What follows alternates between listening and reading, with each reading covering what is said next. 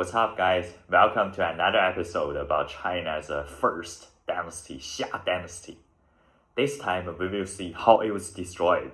Xia Dynasty lasted for 70 years. There were 17 emperors totally. Some of them, of course, were enlightened. Some of them were fatuous. In BC 2040, Tai Kang, first fatuous king, lost the throne. Luckily, Shao Kang got everything back from usurpers in BC in 1981. Xia Dynasty continued. Then prosperity of Xia Dynasty began. When crown passed to Buxiang, Xia Dynasty was invincible. The controlled area reached the Xinjiang province. Every year, the leaders of remote area came to capital Zhenxun to pay tribute. Not only this, Buxiang also decided who got to be the leaders of the remote tribes. No force dared to challenge Xia Dynasty. For ordinary people, they were satisfied with the long peace. Living quality kept improving. Everything was on the right track. But an evil seed was buried. That was Buxiang's son, Kongjia. He was brutal and lustful. He liked torture and good-looking girls. He never showed the positive side. Originally, he was his dad's successor, but his behavior disappointed his dad. As one of the most competent emperors, Buxiang finally decided to let his brother Ju to sit in the throne. It turned out to be a wise move. Under Ju's rule, the situation got better and better. Unfortunately, he died at a young age. The position passed to his son, Jin. Although Jin was very mediocre, he knew himself very well. He didn't make any big move. Stability was the key. But maybe Xia Dynasty's luck ran out. A natural disaster broke out. In winter, it was extremely cold. So many people died of it. Then rumors saying that was the punishment for the wrong person sitting in the throne. In ancient China, people were very superstitious.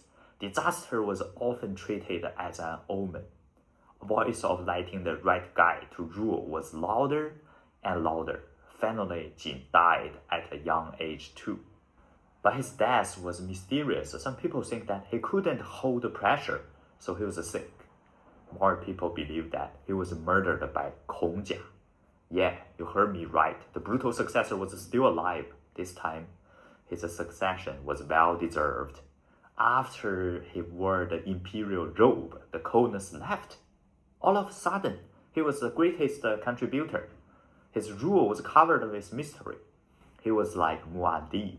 Then social order was restored. Everything seemed to be on the right track again. However, Kongjia ignored all the state affairs. Instead, he put his passion on keeping strange beasts.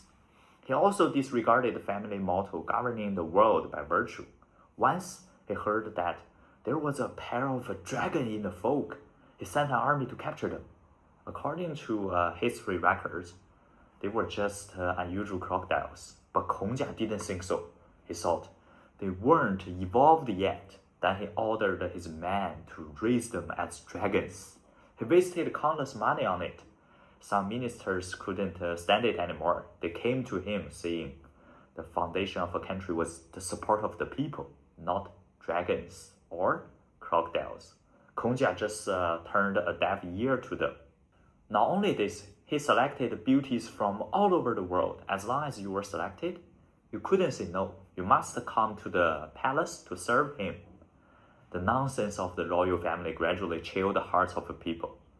The tributes and the taxes that were supposed to be paid on time began to be in arrears, and the vassal states along the border even quietly stopped paying homage. Instead of reflecting, Kongjia sent troops to suppress the rebel states. Suddenly, the public resentment boiled over. After Kongjia's death, the throne became increasingly unstable in several brief lines of succession. The nobility vied for power and profit among themselves, and the common people were displaced. The foundation of Xia Dynasty had long been eroded without people noticing. Finally, the 17th emperor, Xia Jie, ascended the throne. This monarch was born with extraordinary strength and killed fierce beasts on his own, but he devoted this gift to tyranny and pleasure. As soon as he ascended the throne, he began a great construction project. In the capital, he built the Qinggong Yaotai. The beams and columns of the palace were inlaid with gem. The steps were paved with ivory. The pool was filled with wine.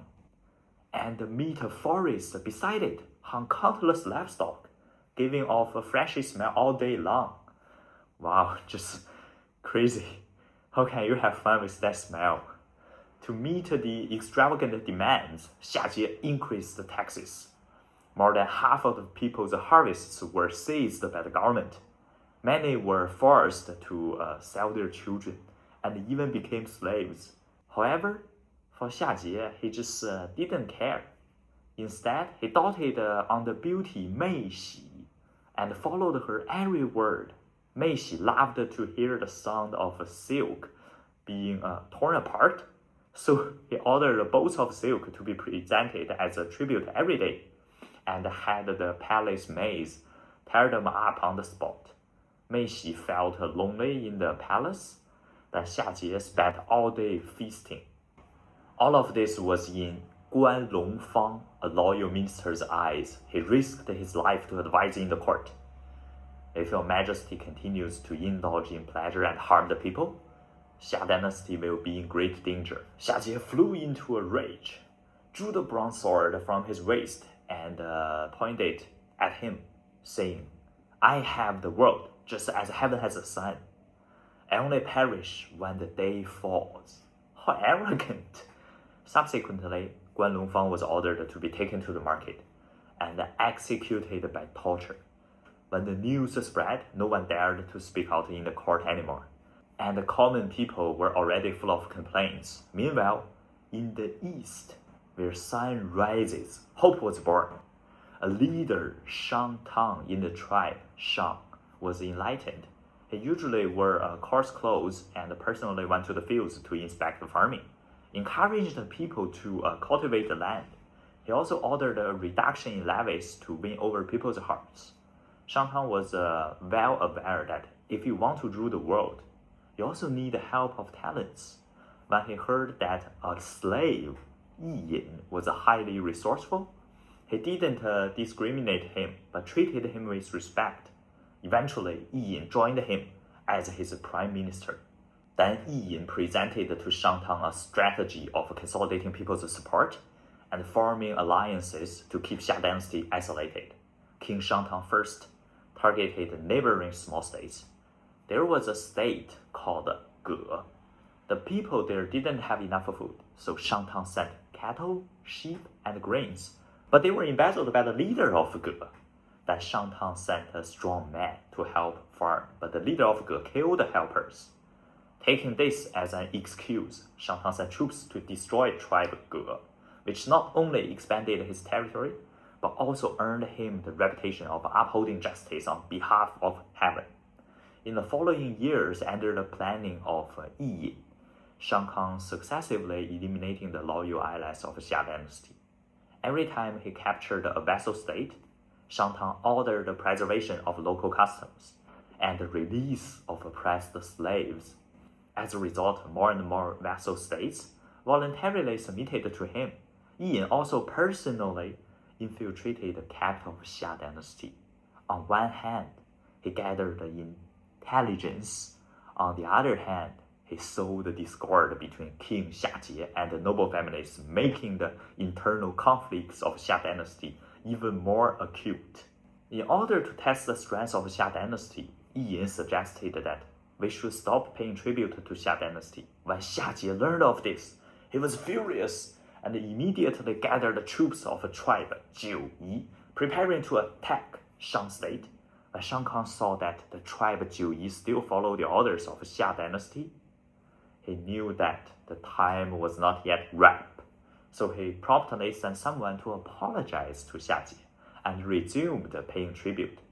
Xiajie, thinking that his authority still remained, withdrew his troops, not realizing that the affiliated tribes had long been dissatisfied with his frequent conscription. Another year passed.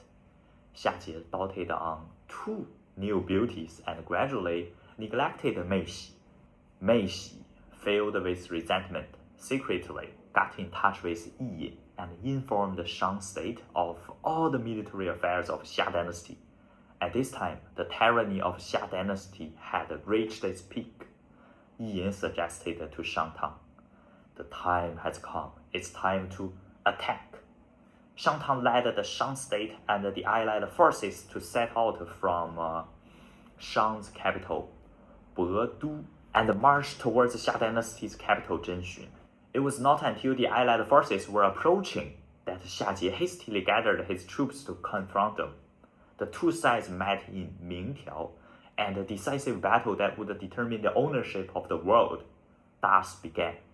Although the army of Xia was large in number, most of them were civilians and slaves who were forced to serve. They had long hated Xia and defected one after another on the battlefield. Some even turned their spearheads and led the Shang army to charge forward. Xia brandished his bronze halberd and roared as he commanded his troops to counterattack. But he was completely unable to prevent the scattered situation. He watched his trusted followers fall one by one, and only then did he realize that his sun was really about to set. The army of Shang Tang was well disciplined and adopted appropriate tactics.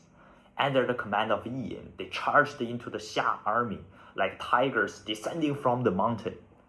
The Xia dynasty suffered successive defeats and was eventually defeated. Xia, accompanied by a few of his trusted followers, fled on fast horses. Shang Tang led his troops in pursuit, captured Xia alive. Shang Tang did not execute the last king of Xia dynasty, but exiled him to Nanchao. Xia stood on the hilltop in Nanchao, looking towards the direction of Xia dynasty in the north. He was filled with remorse and eventually died in loneliness and hunger. On the other side, Shang Tang led his troops into Zhenxun, burned down the Qinggong Yaotai of Xia, and declared the fall of tyranny. Subsequently, he officially declared himself emperor in the new capital, Bedu, established the Shang Dynasty. The once prosperous Xia Dynasty was eventually replaced by a new dynasty, and the principle that he who wins the hearts of the people wins the world was passed down to future generations along with this history. That's the story of a new era. Hope you guys enjoy it. See you next time. Cheers.